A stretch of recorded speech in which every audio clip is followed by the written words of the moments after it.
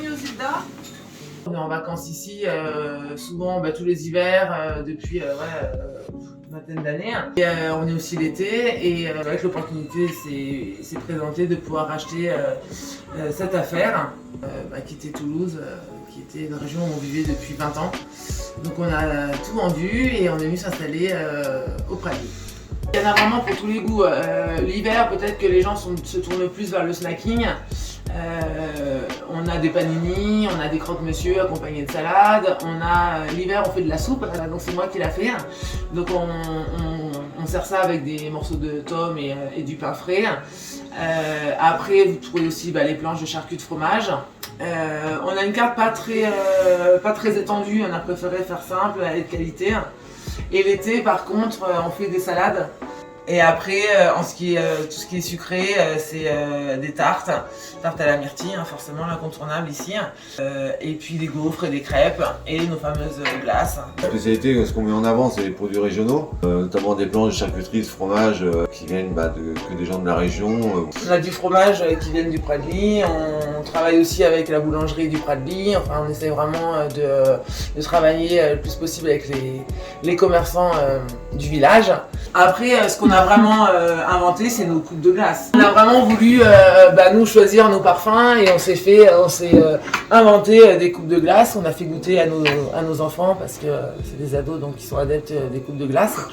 La Roque d'Enfer. Moi, ce serait la Roque d'Enfer ou la Marmotte. Ouais.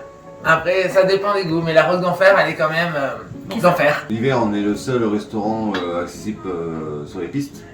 Il se situe sous les sièges de Véran, c'est juste à la liaison entre Saumont et Pralier. Et l'été, c'est le point de passage obligatoire entre le parking de la Rama et le lac de Roy. On est ouvert 7 jours sur 7. Et le vendredi, samedi, on a mis en place des soirées grillades, barbecue. On est prêt aussi, on a des demandes particulières, on s'adapte et on peut ouvrir tous les soirs de la semaine. Exactement, l'idée ça serait de faire s'il y a des groupes d'amis, d'enterrement de vie de garçon, des team building. Et donc l'idée c'est de pouvoir voir le coucher de soleil sur le Mont Blanc, parce qu'on a quand même une terrasse extraordinaire. Et partager un apéro en jouant à la pétanque. Et puis c'est vrai qu'on a l'ambiance guinguette avec les petites loupiottes. Tout l'été, on est ouvert jusque, on va dire, mi-septembre, si jamais il fait beau et qu'on a des randonneurs. Et après, on fera la saison d'hiver, donc on ouvre en même temps que la station jusqu'à la fermeture de la station. Et l'hiver, on est ouvert donc 7 jours sur 7 aussi. Moi, j'aurais dit convivial, chaleureux et familial.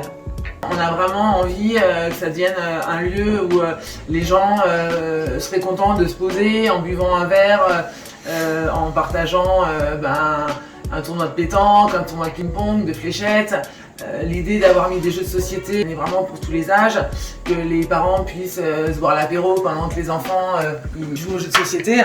C'était vraiment l'esprit familial et convivial qu'on voulait développer sur notre terrasse cet été. En plus on a les vaches qui sont arrivées, donc il y a tout l'esprit montagne, alpage autour de nous, c'est super sympa.